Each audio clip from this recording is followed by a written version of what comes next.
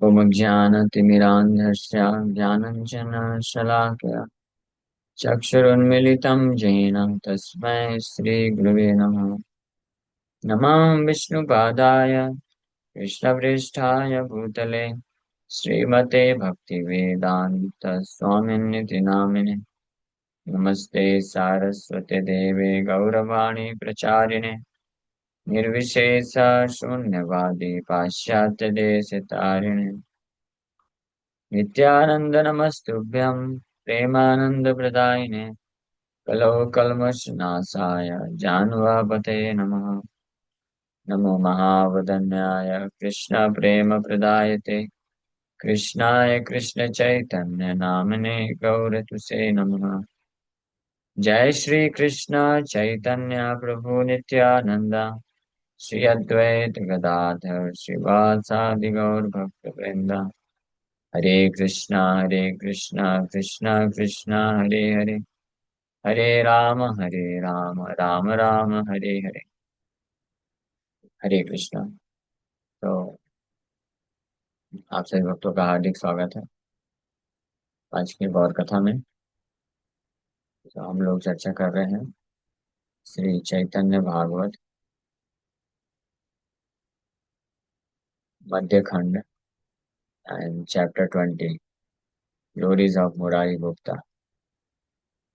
और एक मुरारी गुप्त की महिमा का वर्णन इस अध्याय में चल रहा था, हम आपको कर रहे थे। सो सुकृति मुरारी कांदे धरी अचरण गुप्त कोले करी कांदे श्री सच्चिनंदन।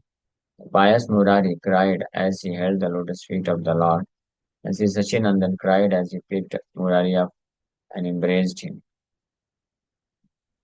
मुरारी गुप्त के ऊपर जब ये असीम कृपा श्री चैतन्य महाप्रभु की हुई तो फाइनली मुरारी गुप्ता अद्भुत आनंद को महसूस करते हुए श्री चैतन्य महाप्रभु के चरण कमलों को पकड़ के रोना चालू कर दिए। और श्री सच्चिनंदन मुरारी गुप्त को उठा के आलिंगन कर लेते हैं। जे प्रसादे मुरारी गुप्त तेरे प्रभु करे ताहा वांछे रम अजा अनंत संकारे।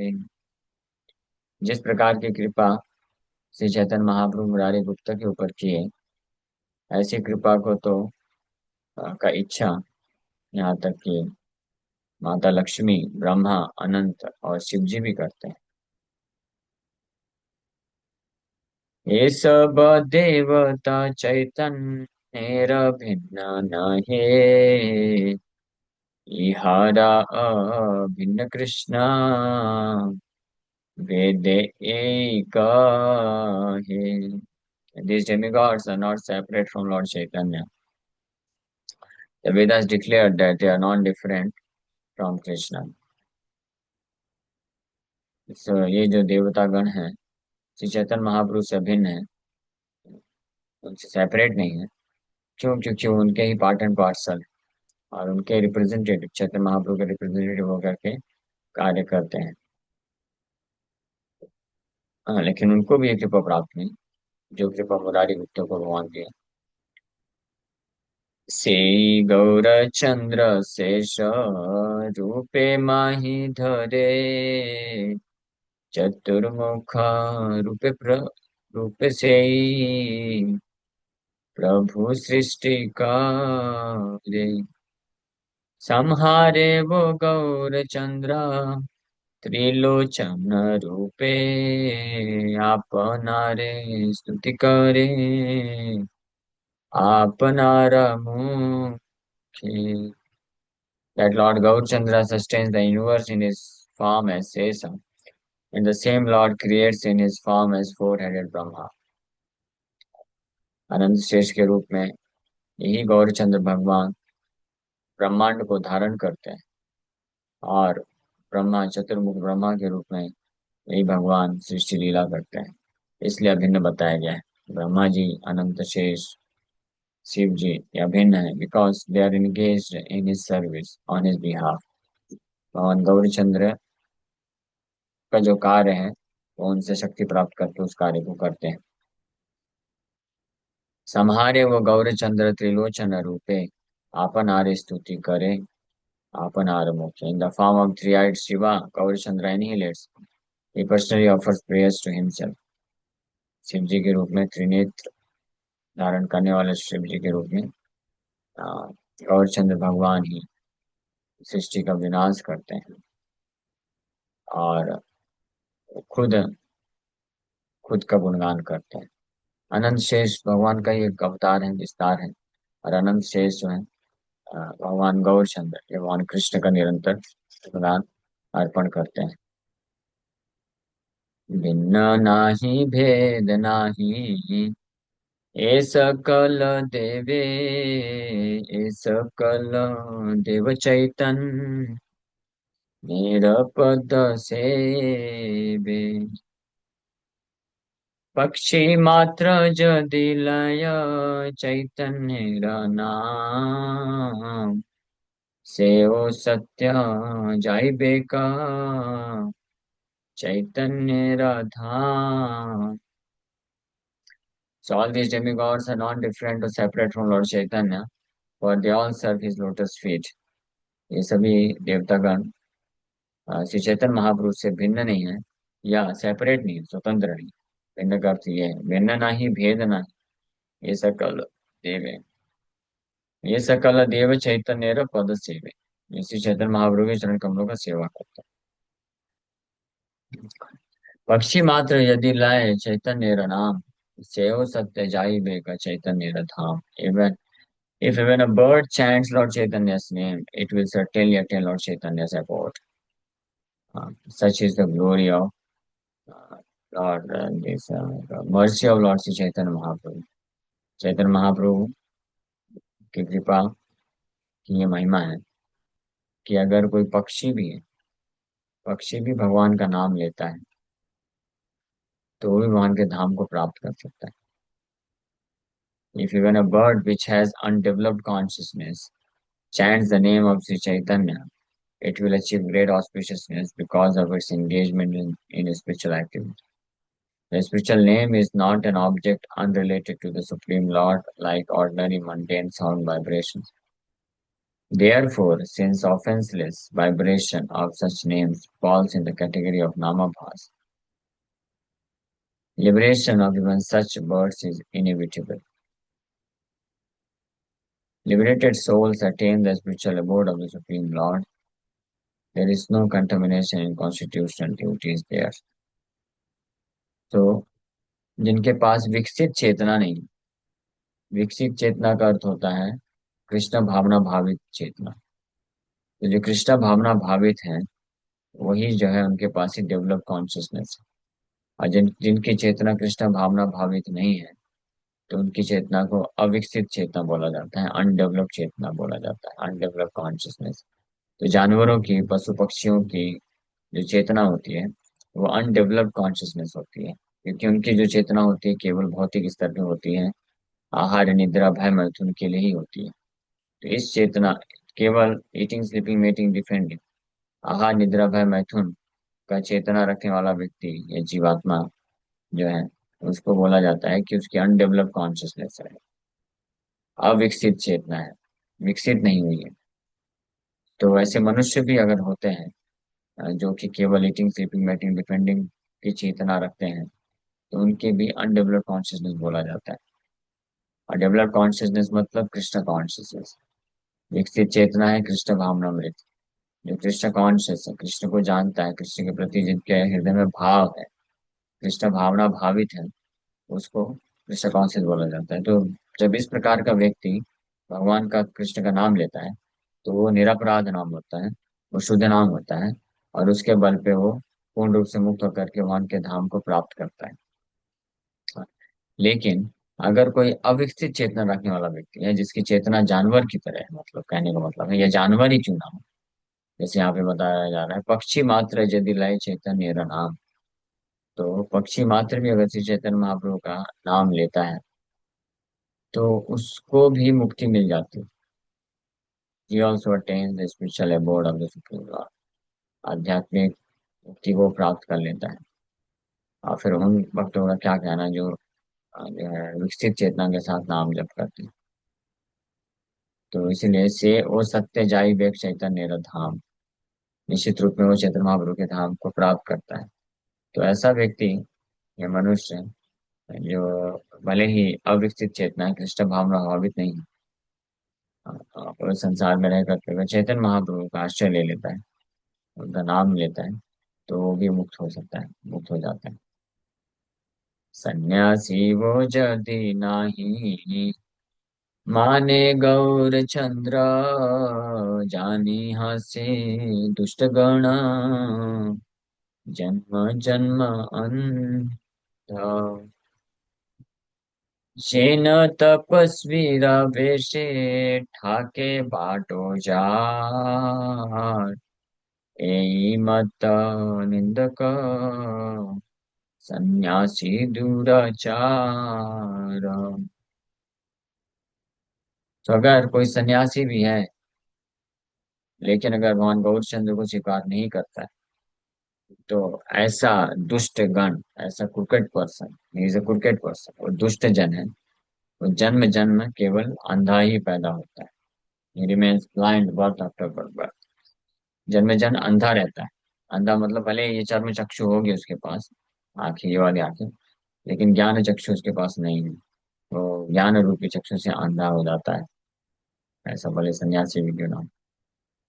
ये न तपस्वी वे से ठाके बाटो जा, सच अ ब्लास्फेमस miscreant सन्यासी is no better than a thief in the dress of a renunciate। ऐसा जो है निंदक सन्यासी वास्तव में एक दुराचार है, चोर है, तपस्वी के वेश में। और वहीं दूसरी ओर जो पशु की जैसी चेतना रखने वाला भी व्यक्ति अगर क्यों ना हो, अगर वो भगवान श्री चैतन्य महाप्रभु को स्वीकार करता है, उनका नाम लेता है, तो वो भी मुक्ति को प्राप्त कर लेगा।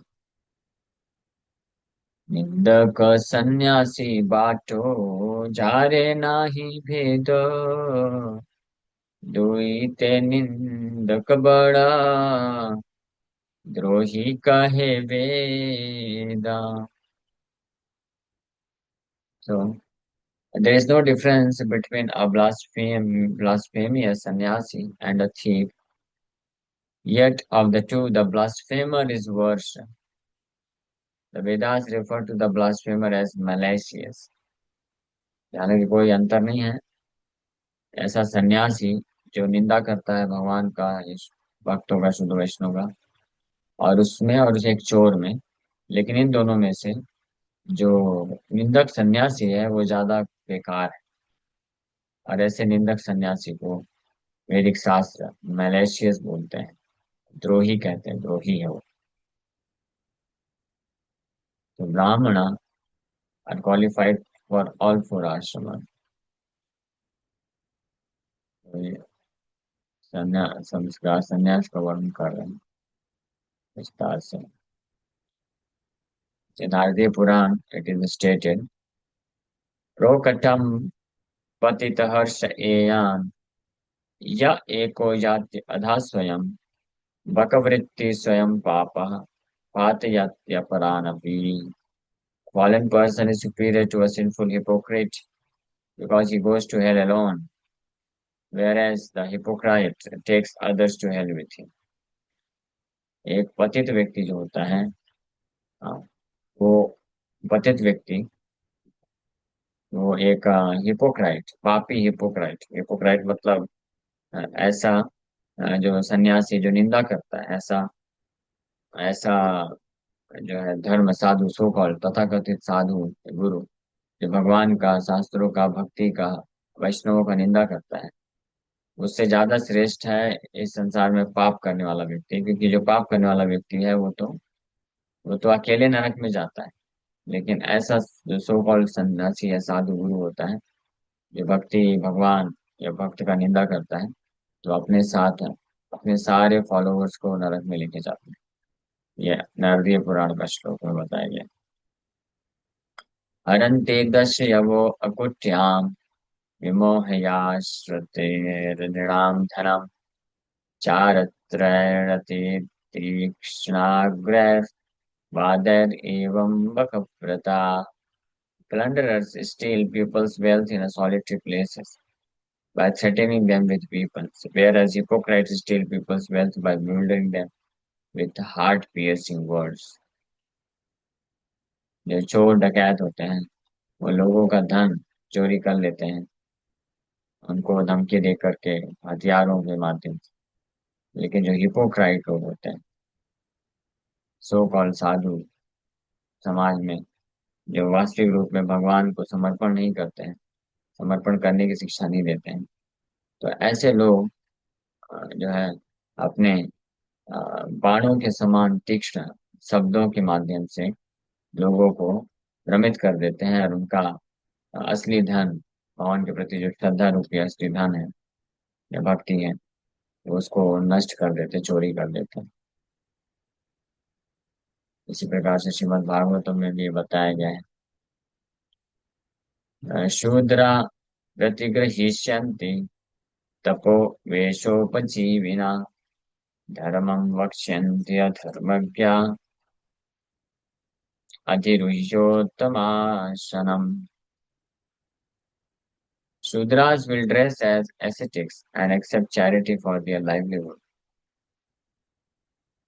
Those who are ignorant of religious principles will occupy the seat of the Acharya and teach religious principles. जो भागवत के 12वें स्कंद में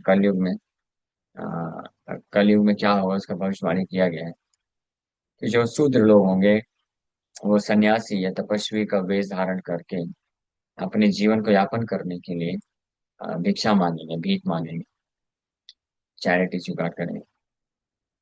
और जो लोग आध्यात्मिक सिद्धांतों के विषय में अज्ञान है होते होंगे, वो लोग बड़े बड़े आचार्य, गुरु अ, और साधु, गुरु आचार्य बन के और लोगों को भ्रमित करते हुए धर्म सिखाएंगे। ये और दुर्भाग्यवश कलयुग के दुष्प्रभाव के कारण जो ऐसे लोग होंगे जो खुद अज्ञान है धर्म के वास्तविक सिद्धांतों के बारे में, जब वो लोगों को भ्रमित करने के लिए धर्म के सिद्धांत बनाने बताते हुए तथाकथित गुरु या अ, जो आचार्य बनेंगे, तो उनके लाखों करोड़ों की संख्या में फॉलोवर भी हो, और वो उनके द्वारा भ्रमित होकर के उनके साथ ही नरक में जाएंगे। ये भागवतम में ऐसा prediction.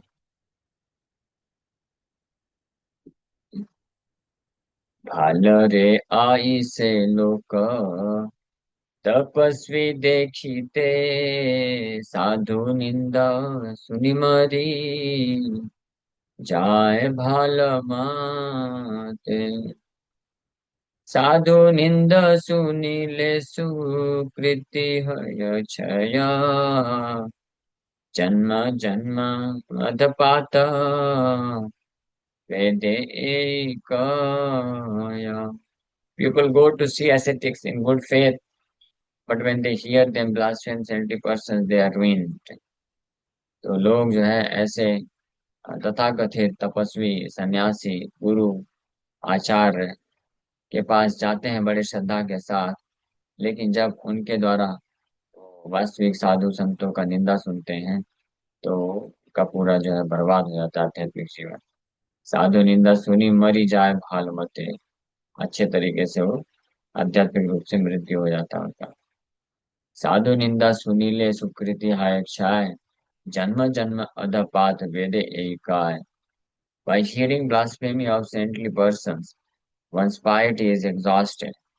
The Vedas declare that such people live in hellish conditions birth after birth.